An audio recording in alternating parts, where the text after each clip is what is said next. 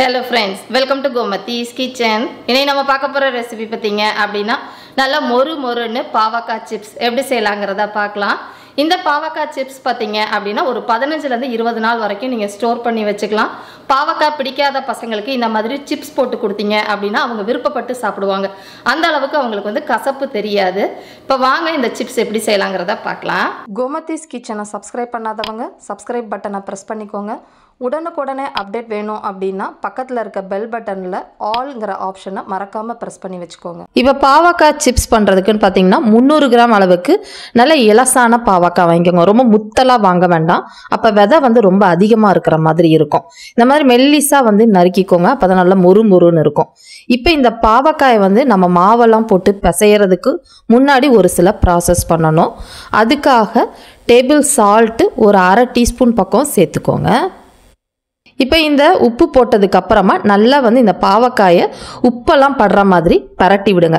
நல்லா இந்த அளவுக்கு பரட்டி விட்டதுக்கு அப்புறமா கொஞ்சம் வெதுவெதுப்பான தண்ணி, ரொம்ப கொதிக்கிற தண்ணியும் ஊற்ற வேண்டாம், பச்சை தண்ணியும் ஊற்ற வேண்டாம், கொஞ்சம் வெதுவெதுன்னு தண்ணி அது முழுகிற அளவுக்கு ஊற்றிட்டு ஒரு 10-15 நிமிஷம் அப்படியே விட்டுருங்க.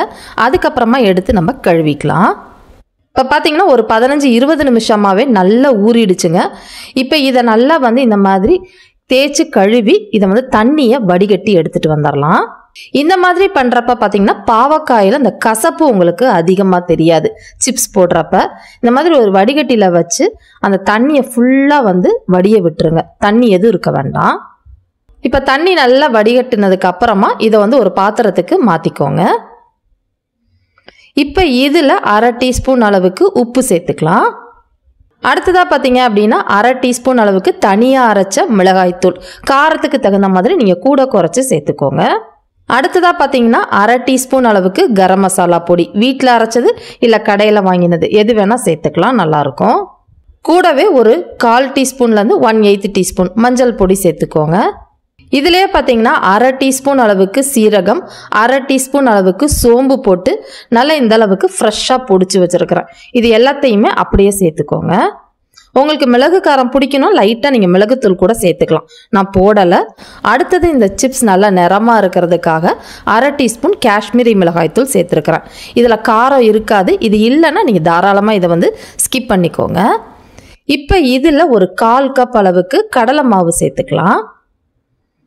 கூடவே பார்த்தீங்க அப்படின்னா 1.5லேருந்து 2 டேபிள் ஸ்பூன் அளவுக்கு அரிசி மாவு சேர்த்துக்கோங்க. அடுத்ததாக வந்து 1 டேபிள் ஸ்பூன் அளவுக்கு கார்ன்ஃப்ளவர் அதை வந்து சேர்த்துக்கலாம். இது 3 போடுறப்ப நல்லா உங்களுக்கு கிறிஸ்பியாக இருக்கும். அளவுகள் கரெக்டாக போட்டுக்கோங்க. இப்போ இது எல்லாமே வந்து இந்த பாகக்காயில் படுற அளவுக்கு முதல்ல பெசரி விடுங்க. அதுக்கப்புறம் பார்த்தீங்கன்னா தேவையான அளவு தண்ணியை வந்து தெளித்து தான் நம்ம பிசையணும். ரொம்ப அதிகமாக தண்ணி ஊற்றிட வேண்டாம்.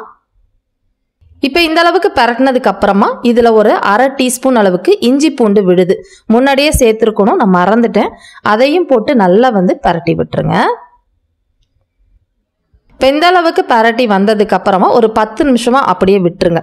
அதுக்கப்புறமா நம்ம வந்து எண்ணெயில் பொரிக்க ஆரம்பிக்கலாம்.